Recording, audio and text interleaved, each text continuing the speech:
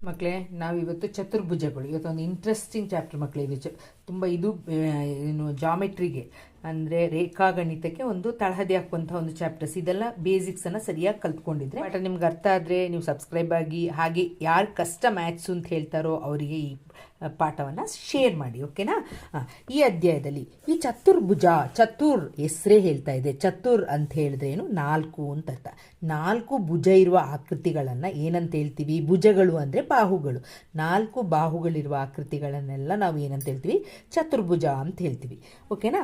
ಈಗ ನೋಡಿ, ಕೆಳಗೆ ಚಿತ್ರ ಕೊಟ್ಟಿದ್ದಾರೆ.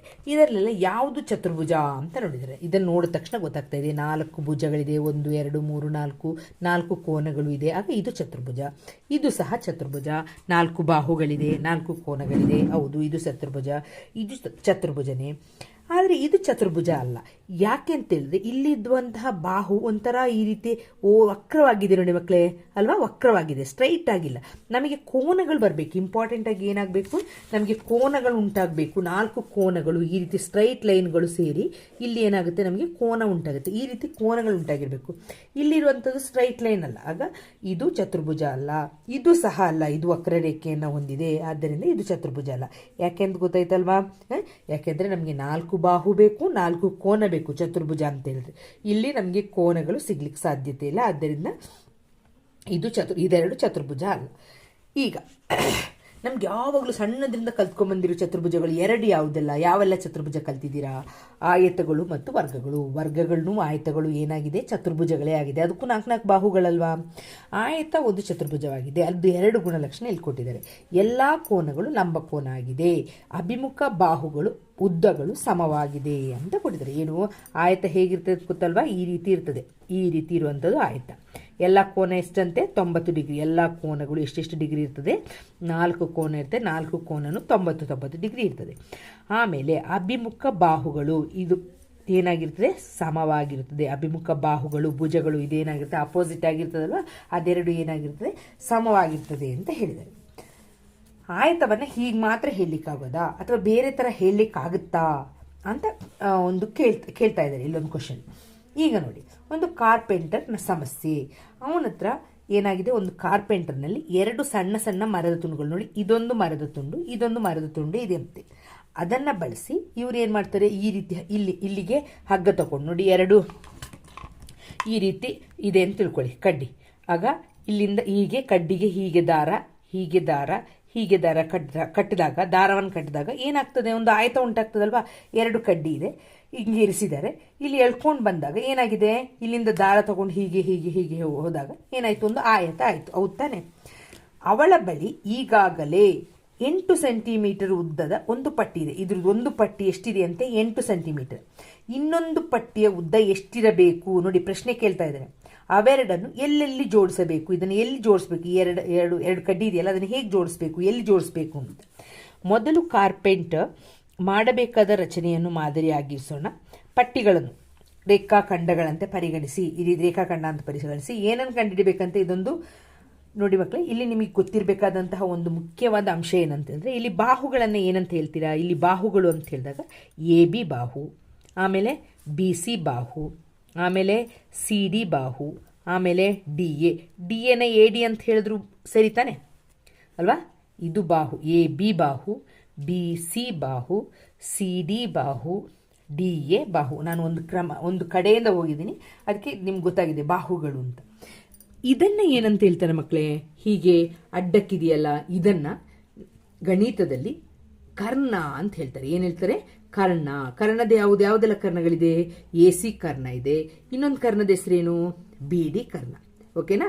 ಇಲ್ಲಿ 2 ಕರ್ಣಗಳಿದೆ, ಒಂದು AC, ಇನ್ನೊಂದು BD ಕರ್ಣಗಳು. ಇದನ್ನು ಏನಂತ, ಈ ಪಟ್ಟಿ ಉಂಟಲ್ವಾ, ಅವ್ರು ತಗೊಂಡಿರೋ ಮರದ ಪಟ್ಟಿ, ಅದು ಏನಾಗಿದೆ? ಕರ್ಣ. ನಮ್ಮ ಆಯತದಲ್ಲಿ ಚಿತ್ರದಲ್ಲಿ ನೋಡಬೇಕಾದ್ರೆ ಕರ್ಣ ಇಲ್ಲಿ ಕೊಟ್ಟಿದ್ದಾರೆ.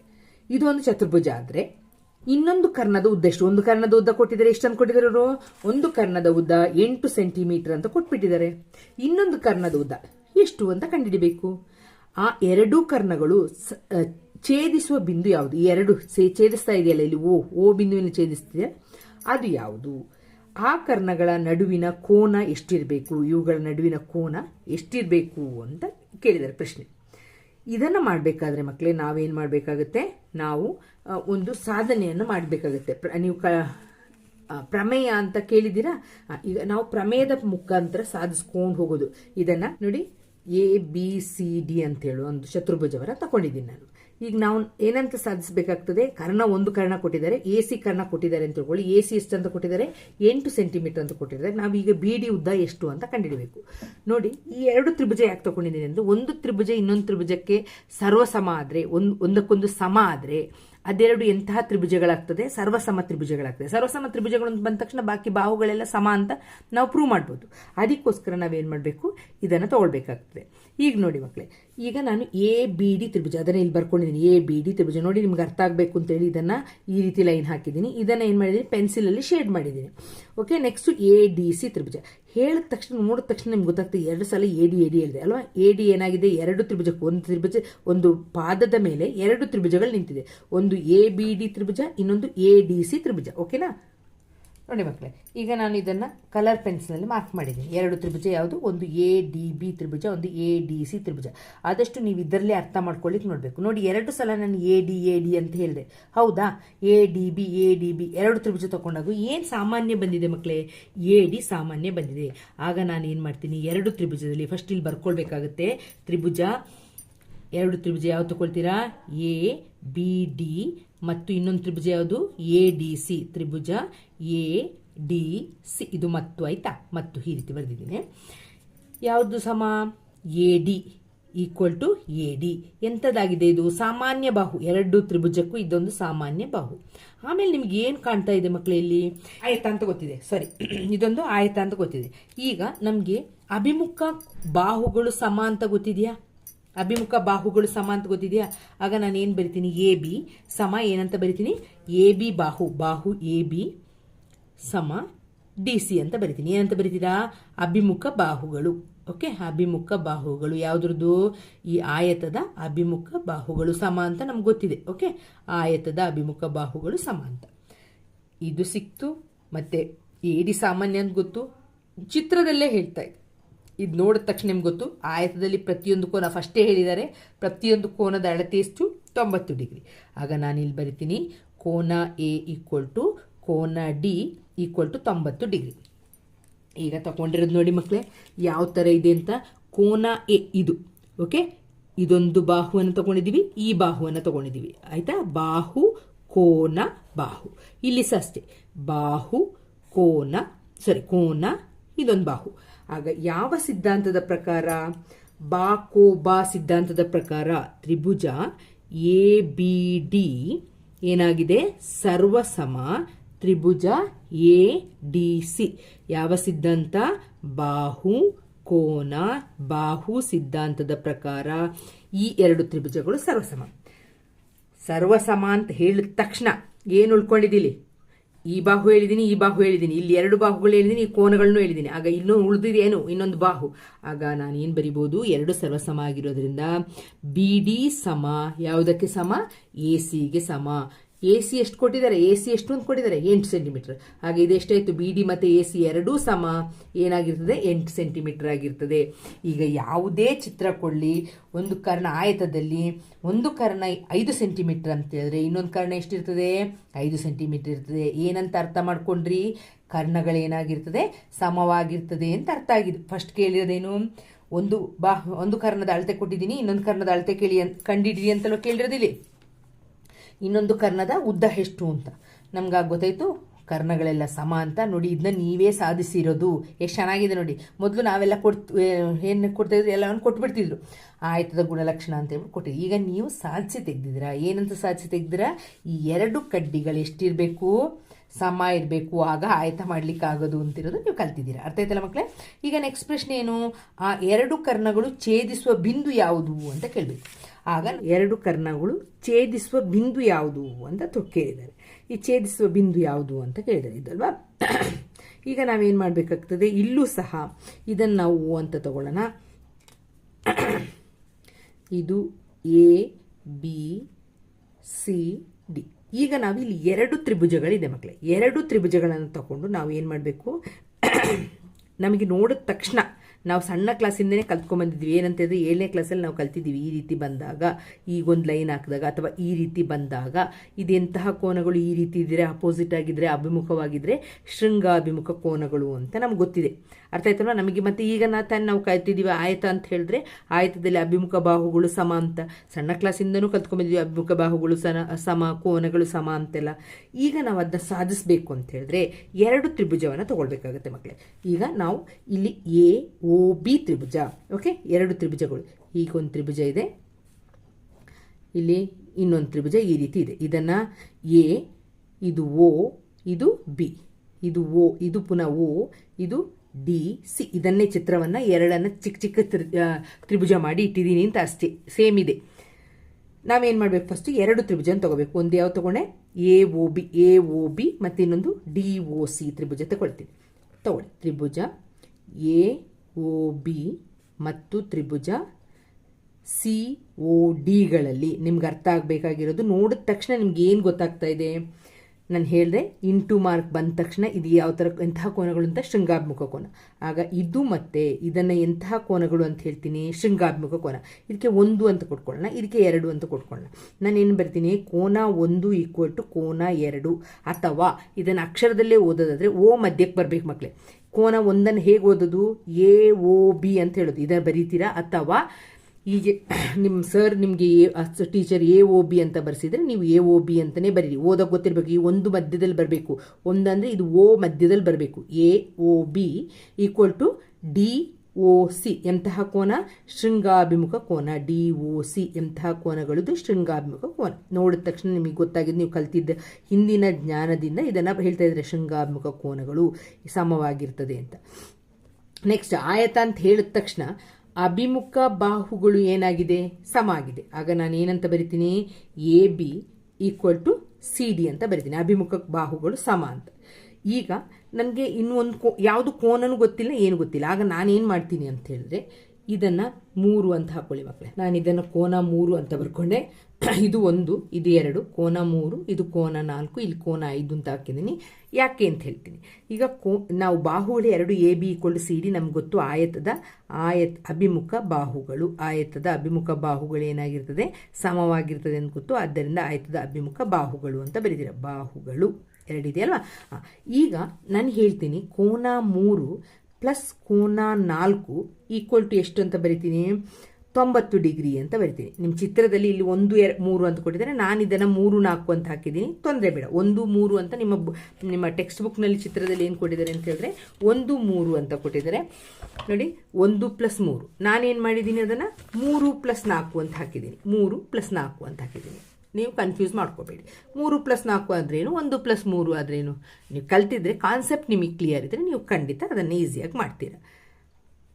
ಓಕೆ, 3 + 4 = 90 ಡಿಗ್ರಿ ಅಂತ ಬರ್ತದೆ.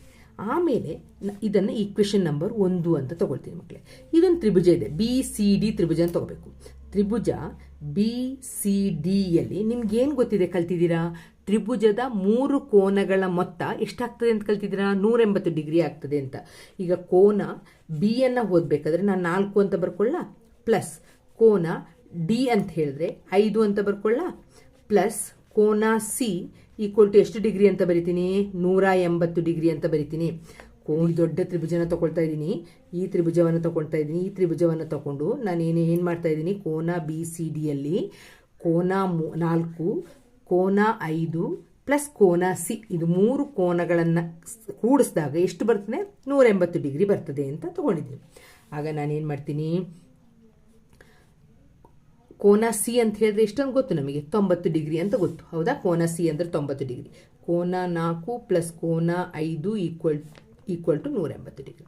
ಆಗ ಕೋನ 4 ಪ್ಲಸ್ ಕೋನ 5 = 180 ಮೈನಸ್ 90 ಅಂತ ಹೇಳಿದಾಗ ಎಷ್ಟು ಬರ್ತದೆ, 90 ಡಿಗ್ರಿ ಬರುತ್ತೆ. ಕೋನ 4 ಮತ್ತು ಕೋನ 5 ಸೇರಿಸಿದಾಗ ಎಷ್ಟು ಬಂತು, 90 ಡಿಗ್ರಿ. ಆಗ = 90 - ಕೋನ 4 ಅಂತ ಬರಿತೀನಿ. ಅದೇ ಥರ ಇಲ್ಲಿ ನೋಡಿ, ಕೋನ 3 = 90 - ಇದನ್ನು ಓಕೆ 1ರಿಂದ ಏನಂತ ಬರಿತೀನಿ, ಕೋನ 3 = 90 - ಕೋನ 4.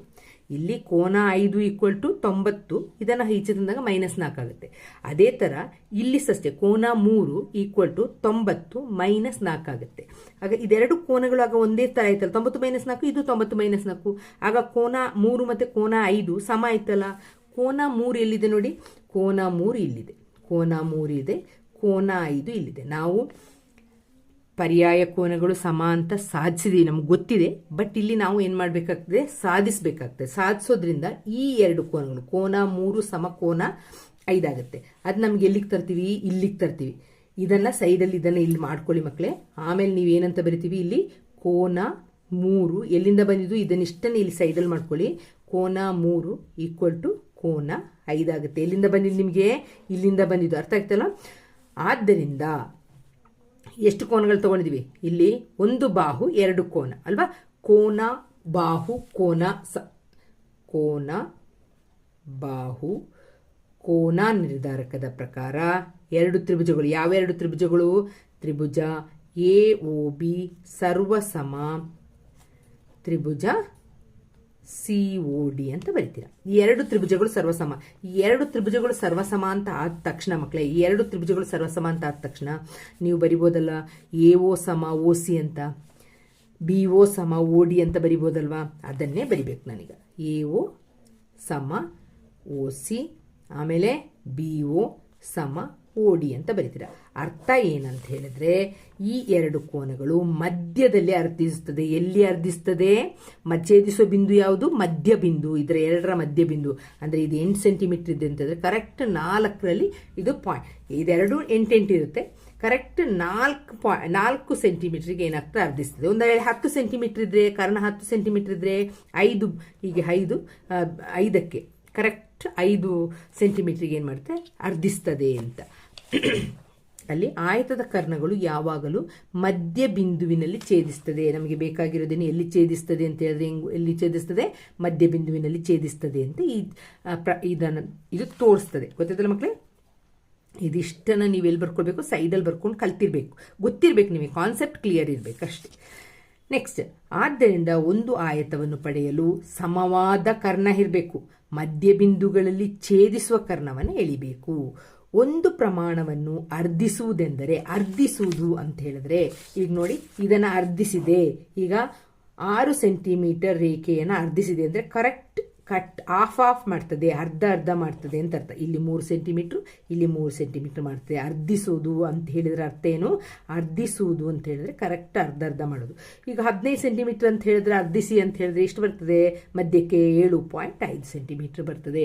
ಅರ್ಥ ಆಯ್ತಾ ಮಕ್ಕಳೇ? ಅರ್ಧಿಸಿದೆ ಅಂತ ಹೇಳಿದ್ರೆ ಅರ್ಥ ಏನು ಅಂತ ಗೊತ್ತಾಯ್ತು, ಕರೆಕ್ಟ್ ಅರ್ಧ ಮಾಡ್ತದೆ ಅಂತ ಹೇಳಿದ್ರೆ ಅರ್ಥ. ಕೆಲವು ಆಯತವನ್ನು ರಚಿಸುವ ಮತ್ತು ಅವುಗಳ ಕರ್ಣಗಳನ್ನು, ಛೇದಕ ಬಿಂದುಗಳನ್ನು ಅಳೆಯುವುದು. ಈಗ ಆಯತ ಬಿಡಿಸಿ, ಕರ್ಣ ಎಳೀರಿ, ಛೇದಕ ಬಿಂದುವನ್ನು ಲೆಕ್ಕ ಮಾಡಿ. ಇದನ್ನು ನೀವು ಮಾಡಿ ಪ್ರಾಕ್ಟೀಸ್ ಮಾಡಬೇಕು. ಓಕೆನಾ? ನೆಕ್ಸ್ಟ್, ತ್ರಿಭುಜ AOD ಸರ್ವಸಮ COB. ತ್ರಿಭುಜ AOD ಎಲ್ಲಿದೆ ಮಕ್ಕಳೇ, AOD ಇದು. ಓಕೆ, AOD ಸರ್ವಸಮ ತ್ರಿಭುಜ COB ಎಂದು ಸಾಧಿಸಲು ಈ ಕೆಳಗಿನ ಅಂಶಗಳನ್ನು ಉಪಯೋಗಿಸಬಹುದೇ? ಯಾವುದು, ಇದನ್ನು ಉಪಯೋಗಿಸಬಹುದಾ ಅಂತ. AO = CO. ಓಕೆ, ಇದನ್ನು ಉಪಯೋಗಿಸ್ಬೋದು. ಓಕೆ, ಸಾಧಿಸಿದೆ ಅಲ್ವಾ. AO = ನೆಕ್ಸ್ಟ್ AOB ಎಲ್ಲಿದೆ ಮಕ್ಕಳೇ, AOB ಸಮ COD. ಇದನ್ನು ತಗೊಳ್ಳಿಕ್ಕಾಗಲ್ಲ. ನಾವೇನನ್ನು ತಗೋಬೇಕಿತ್ತು, ಈ ಎರಡು ತ್ರಿಭುಜಗಳಿಗೆ ಸಂಬಂಧಿಸಿದೆ ತಗೋಬೇಕು. ಆಗ ನಾನು ಇದನ್ನು ತಗೋಬೋದು, ಈ ಕೋನವನ್ನು ತಗೋಬೇಕು. ಅವ್ರು ಹೇಳಿದ್ರು ಈ ಕೋನವನ್ನು ತಗೋಬೋದಾ ಅಂತ. ಈ ಕೋನವನ್ನು ತಗೊಳ್ಳಿಕ್ಕಾಗಲ್ಲ, ಯಾಕೆಂತ ಹೇಳಿದ್ರೆ ಇದು ತ್ರಿಭುಜದ ಹೊರಗಿದೆ. Next AD = CD. AD = CB. ಇದನ್ನು ತಗೋಬೋದು. ಯಾಕೆಂತಂದರೆ ಎರಡು ತ್ರಿಭುಜದ, ಇದು ಆಯತದ ಅಭಿಮುಖ ಬಾಹುಗಳು, ಇದು ಈ ತ್ರಿಭುಜದ ಒಂದು ಬಾಹು, ತ್ರಿಭುಜದ ಒಂದು ಬಾಹು ಆಗ್ತದೆ. ಆಗ ಈ ಅಂಶವನ್ನು ತಗೋಬೋದು, ಆದರೆ ಇದನ್ನು ತಗೊಳ್ಳಿಕ್ಕೆ ಆಗಲ್ಲ ಅಂತ. ನೆಕ್ಸ್ಟ್, ಕರ್ಣಗಳ ನಡುವಿನ ನಿರ್ಧಾರ ಕೋನಗಳು ಯಾವುವು ಅಂತ ಅದನ್ನು ನೆಕ್ಸ್ಟ್ ಕ್ಲಾಸ್ನಲ್ಲಿ ಮಾಡೋಣ ಮಕ್ಕಳೇ.